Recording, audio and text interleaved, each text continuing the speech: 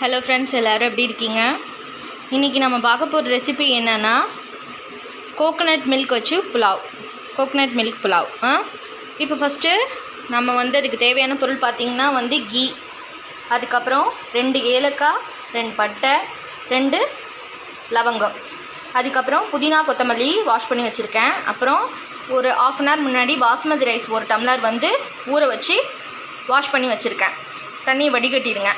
அதுக்கப்புறம் இதுக்கு தேவையான ஒரு 3 வெங்காயம், 3 பச்சை மிளகா தான் இதுக்கு காரம். வேறு எதுவும் நம்ம ஆட் பண்ண போகிறதில்ல, அதனால் 3 பச்சை மிளகா எடுத்துக்கிட்டேன். அதுக்கப்புறம் நெக்ஸ்ட்டு முந்திரி பருப்பு தாளிப்புக்கு ஒரு 5 to 6 எடுத்துக்கலாம். அடுத்தது இஞ்சி பூண்டு பேஸ்ட்டு, அப்புறம் தேங்காய் பால்.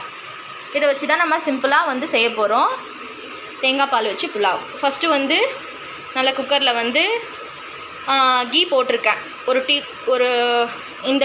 இந்த டீஸ்பூனால் ஒரு 3 டீஸ்பூன் போட்டிருக்கேன்.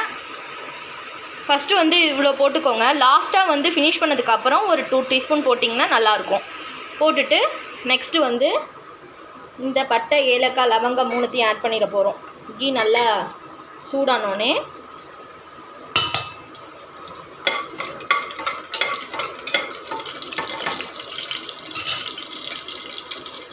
நெக்ஸ்ட்டு இந்த வாஷ் பண்ணியிருக்க வெங்காயத்தையும் பச்சை மிளகாவையும் ஆட் பண்ணிப்போம்.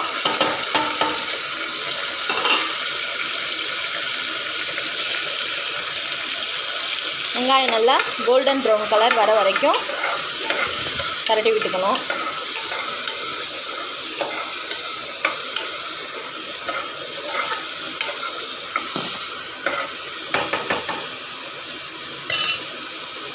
இன்றைக்கி சைட் பை சைடு நெக்ஸ்ட்டு இந்த புலாவுக்கு சைட் டிஷ் பன்னீர் கேப்சிகம் கிரேவி. அதுவும் எப்படி பண்ணுறதுன்னு நம்ம பார்த்துருவோம். நெக்ஸ்ட்டு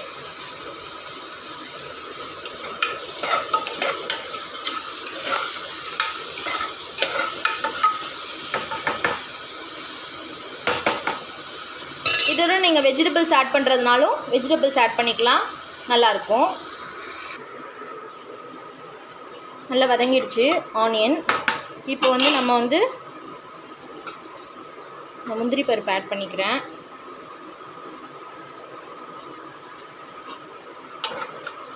நீங்கள் ஃபஸ்ட்டே முந்திரி பருப்பு ஆட் பண்ணுறதுனா ஆட் பண்ணிக்கோங்க.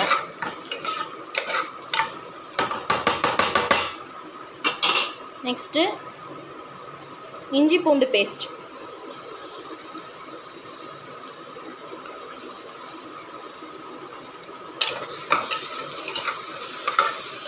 இஞ்சி பூண்டு பேஸ்ட்டு நல்லா இந்த ரா ஸ்மெல் போகிற வரைக்கும் நல்லா வதக்கி விடுங்க.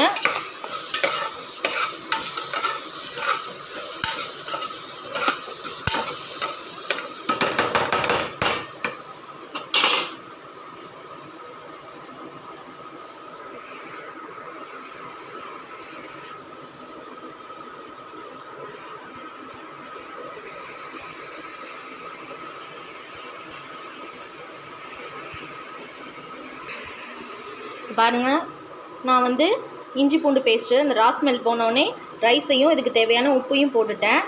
நல்லா ஒரு வாட்டி நல்லா கிளறி விட்டுருங்க. ஆல்ரெடி ஊறின ரைஸு நான் இந்த டம்ளர், இந்த பெரிய டம்ளரான நான் 1 டம்ளர் போட்ட ரைஸு. அதனால் இதை இப்போ நான் தேங்காய் பால் பிழிஞ்சதில் 1 டம்ளர் ஃபுல்லாக தேங்காய் பால் வந்திருக்கு. பாஸ்மதி ரைஸ் ஊறி இருந்ததுன்னா 1 டம்ளருக்கு 1.5 டம்ளர் தண்ணி ஊற்றினா போகும். இல்லை நீங்கள் இன்ஸ்டண்ட்டாக பண்ணுறீங்கன்னா எப்பயும் போல் சாதம் வைக்கணும்ல, ஒரு டம்ளர் ரைஸுக்கு 2 டம்ளர் தண்ணி ஊற்றணும். இப்போ நான் 1 டம்ளர் ஃபுல்லாக தேங்காய் பால் நல்லா திக்காக எடுத்துக்கோங்க.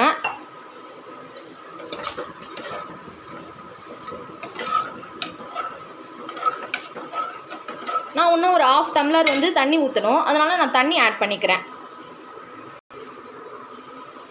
இப்போ தேங்காய் பால் 1 டம்ளர் 1/2 கிளாஸ் தண்ணி ஊற்றிட்டேன். இல்லை நீங்கள் ஃபுல்லாகவே நான் தேங்காய் பால்லே பண்ணுறேன் அப்படின்னா நீங்கள் 1.5 டம்ளர் தேங்காய் பால்லே கூட பண்ணிடலாம்.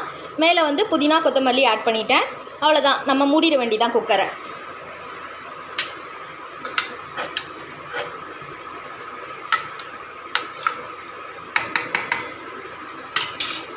ரொம்ப கலர வேண்டாம், ஏன்னா பாஸ்மதி ரைஸ் போட்டிருக்கிறதுனால உடஞ்சிரும். நம்ம இப்போ குக்கரை மூடிட்டு 3 விசில் கரெக்டாக விட்டிங்கன்னா நல்லா நம்மளோட ரெடி ஆகிடும் pulao rice. Coconut milk pulao rice.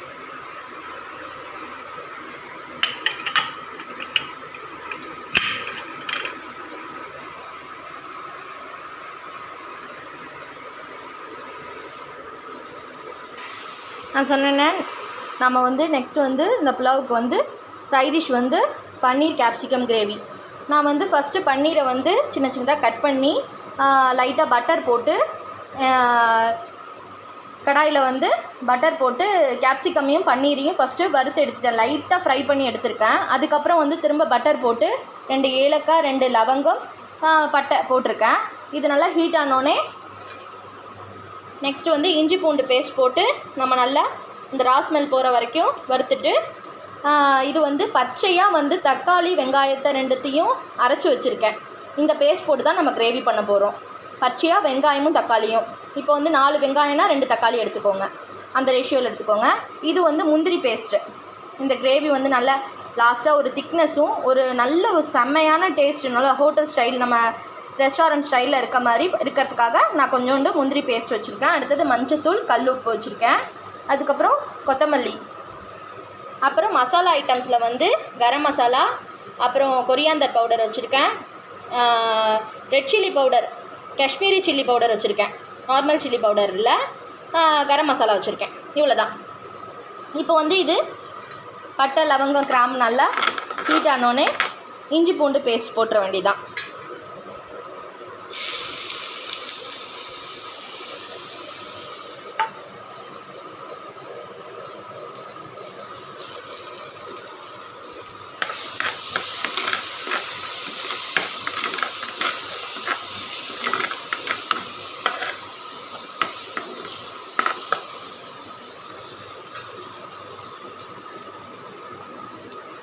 Next நம்ம அரைச்சிருக்க வெங்காயம் தக்காளி பேஸ்ட்டு.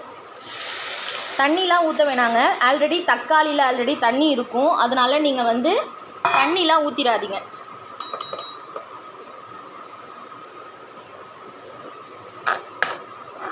இந்த இஞ்சி பூண்டு பேஸ்ட்டு, இந்த பச்சை தக்காளி வெங்காயம், இதோட வந்து இந்த ஸ்மெல் வந்து நல்லா ரா ஸ்மெல் போய் பச்சை ஸ்மெல் போய் நல்லா வந்து வெந்த மாதிரி இருக்கும். கலர் சேஞ்ச் ஆகிடும் இந்த கிரேவி கலர். அப்போ வந்து நம்ம மசாலாலாம் ஆட் பண்ணிட வேண்டியதான். இப்போ வந்து நம்ம உப்பு மஞ்சத்தூள் மட்டும் ஆட் பண்ணிடுவோம்.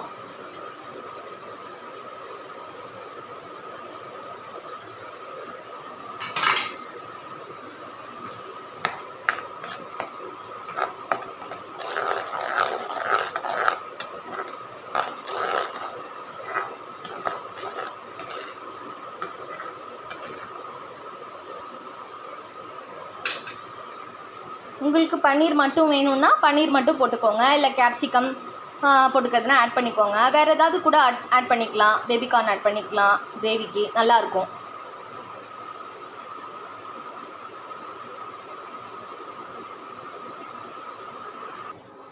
மசாலாலாம் ஆட் பண்ணிட்டேன். நல்லா இந்த மாதிரி கொதி வரும்போது மசாலா எல்லாத்தையும் ஆட் பண்ணி நல்லா அப்படி மேஷ் பண்ணி விட்டு கலந்து விட்டுக்கோங்க. திப்பி திப்பியாக இருக்கக்கூடாது.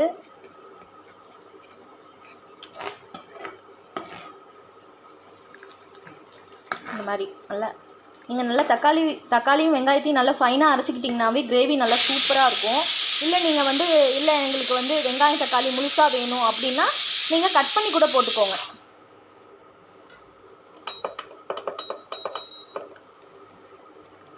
குக்கர் வந்து விசில் வர ஆரம்பிச்சிருச்சு. புலாவ் ரெடி ஆகிட்டுருக்கு. ஒரு விசில் வந்திருக்கு. இந்த கிரேவி ரெடி ஆகிட்டுருக்கு. நீங்களும் இதே மாதிரி ட்ரை பண்ணி பாருங்கள். அது நல்லா தேங்காய் பால் கிரேவிக்கு இந்த மாதிரி கொஞ்சம் காரமாக இருந்ததுன்னா நல்லாயிருக்கும். இப்போ நல்லா மசாலாலாம் கொதிச்சிருச்சு. இப்போ நம்ம கேப்சிகமையும் பன்னீரையும் ஆட் பண்ணிடுவோம்.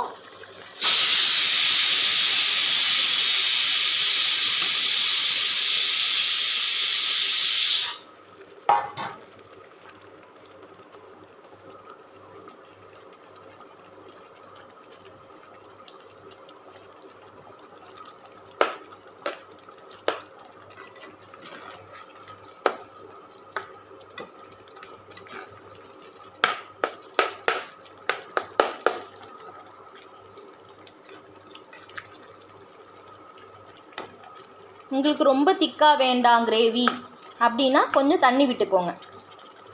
அடுத்தது வந்து முந்திரி பேஸ்ட் போடுறதுனால இன்னும் கொஞ்சம் நல்லா திக்காக தான் ஆகும். அதனால் கொஞ்சமாக தண்ணி ஊற்றிக்கோங்க. ரொம்ப தண்ணியாக இருந்ததுன்னா நல்லா இருக்காது. கிரேவினா கொஞ்சம் திக்காக தான் இருக்கணும்.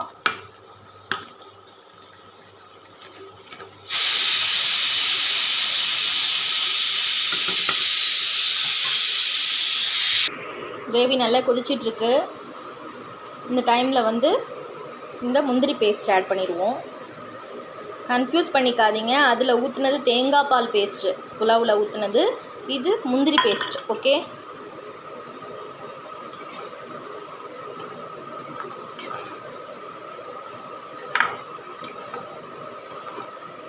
முந்திரி பேஸ்ட்டுனா வந்து ஒரு 6லேருந்து 7 முந்திரி மட்டும் அரைச்சி பேஸ்ட் பண்ணிக்கோங்க. இந்த கிரேவிக்கு இது சரியாக இருக்கும்.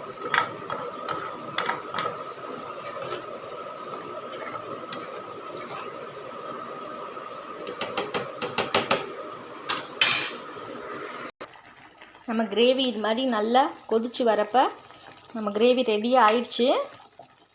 லாஸ்ட்டாக கம்ப்ளீட்காக கொத்தமல்லி. இந்த கொரோனா டைமில் நிறையா புதினா கொத்தமல்லி நிறையா சேர்த்துக்கோங்க. ஆன்டி ஆக்சிடென்ட்ஸ் ரெண்டுமே நம்ம பிளட்டை வந்து நல்லா ப்யூரிஃபை பண்ணி நியூ பிளட் வந்து ஆல்ரெடி இருக்க இன்ஃபெக்ஷன்ஸ் கிருமிகள் எல்லாத்தையும் கிளியர் பண்ணிவிட்டு பிளட்டை வந்து சுத்திகரிக்கிறதுக்கு புதினா வந்து ரொம்ப யூஸ்ஃபுல்லாக இருக்குங்க. அடிக்கடி நல்ல புதினா டீ யூஸ் பண்ணுங்கள். புதினா எல்லா ரைஸ்லேயும் யூஸ் பண்ணுங்கள். அதுக்கப்புறம் வந்து நார்மல் வாட்டரில் புதினா ஆட் பண்ணி புதினா வாட்டர் குடிங்க. நாங்கள் வந்து ஜென்ரலாக இப்போ இந்த கொரோனா டைம்ங்கிறதுனால டீயில் வந்து மோஸ்ட்லி புதினா ஆட் பண்ணிடுறேன். வாட்டர்லேயும் புதினா போட்டுக்கிறோம். கிராம்பு, புதினா, இஞ்சி, ஜீரகம், பெருஞ்சீரகம் இந்த மாதிரி ஆட் பண்ணி குடிச்சிட்ருக்கோம். அப்புறம் சித்திரத்தை கிடச்சிதுன்னா சித்திரத்தையும் தண்ணியில் ஆட் பண்ணிக்கோங்க. சித்திரத்தை வந்து நம்ம லங்ஸில் சளி வந்து இல்லாமல் கிளியர் பண்ணுறதுக்கு ரொம்ப யூஸ்ஃபுல்லாக இருக்கும். தூதுவளை, நொச்சி இந்த மாதிரி வேப்பலை, தூதுவளை, நொச்சி, துளசி இந்த இலையெல்லாம் கிடச்சிதுன்னா கொஞ்சம் ஆவி பிடிங்க, நீராவி பிடிங்க. இல்லைனா சாம்பிராணி போடுறோம்லாம் நம்ம ஜென்ரலாக அதில் வந்து நீங்கள் ஜென்ரலாக டெய்லி ஈவினிங் வந்து சாம்பிராணி போடுறதுக்கு அந்த கறி ரெடி பண்ணிவிட்டு அது ரெடி ஆனோடனே அந்த இலையெல்லாம் கொஞ்சம் பிச்சு அதில் போட்டிங்கன்னா நல்ல புகை வரும். சாம்பிராணியும் அந்த இலைகள்லாம் போட்டிங்கன்னா நல்ல புகை வரும். அந்த புகையை கூட நீங்கள் ஸ்மெல் பண்ணிங்கனாலும் லங்ஸில் எந்த ப்ராப்ளமும் இருக்காது. நீங்கள் டெய்லி வைஸ் இது பண்ணிட்டு வாங்க, ரொம்ப ரொம்ப நல்லது. புதினா நிறையா ஆட் பண்ணுங்கள், கொத்தமல்லி ஆட் பண்ணுங்கள், கிராம்பு இதெல்லாம் ரொம்ப ரொம்ப நல்லது. நம்ம த்ரோட் இன்ஃபெக்ஷன் இல்லாமல் பார்த்துக்கோங்க. உடம்ப நல்லா ஜாக்கிரதையாக பார்த்துக்கோங்க. காத்தால ஏஞ்சோடனே மஞ்சத்தூள், கிராம்பு, கல்லுப்பு இதெல்லாம் போட்டு சுடு தண்ணியில் வந்து காகுல் பண்ணுங்கள். நைட்டு படுக்கும்போதும் அந்த மாதிரி காகுல் பண்ணிவிட்டு படுங்க. த்ரோட்டில் இன்ஃபெக்ஷன் வராமல் இருந்ததுனாவே நம்மளுக்கு ஈஸியாக கொரோனா அட்டாக் வராது.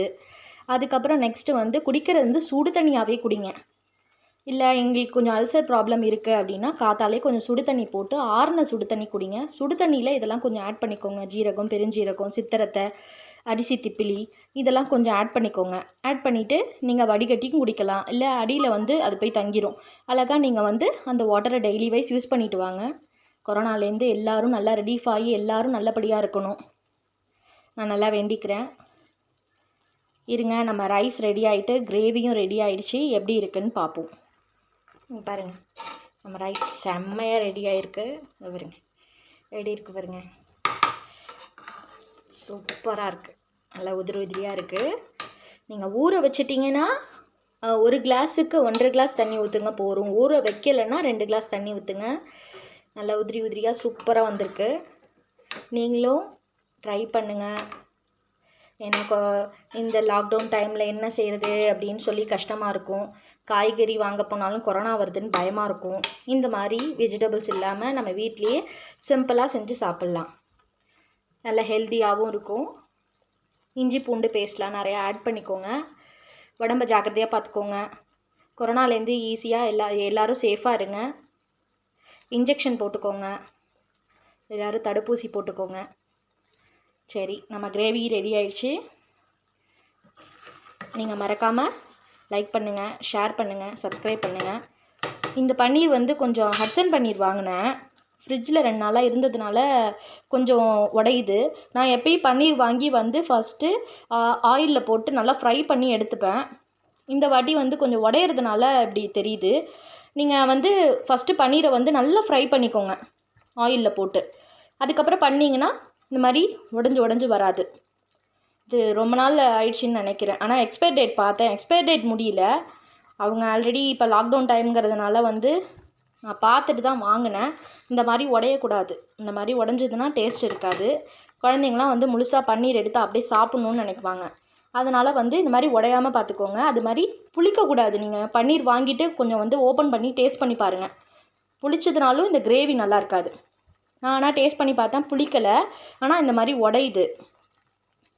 நீங்கள் வெளில வச்சு ஃப்ரிட்ஜில் வச்சிங்கன்னா இந்த மாதிரி கூட ஆகலாம். அதனால் வந்து நீங்கள் ஒரு பண்ணுறதுக்கு ஒரு 1/2 அன் ஹவருக்கு முன்னாடி பன்னீரை வெளில வச்சுருங்க. வெளில வச்சுட்டிங்கன்னா அந்த கூலிங்லாம் கொஞ்சம் குறைஞ்சிரும். ஃப்ரிட்ஜில் இருந்த கூலிங்லாம் குறைஞ்சிட்டு அதுக்கப்புறம் கட் பண்ணி பீஸ் போட்டிங்கன்னா நல்லாயிருக்கும். ஓகே ஃப்ரெண்ட்ஸ், மறக்காமல் லைக் பண்ணுங்கள், ஷேர் பண்ணுங்கள், சப்ஸ்கிரைப் பண்ணுங்கள், கமெண்ட் பண்ணுங்கள் எப்படி இருக்குன்னு. Thank you so much.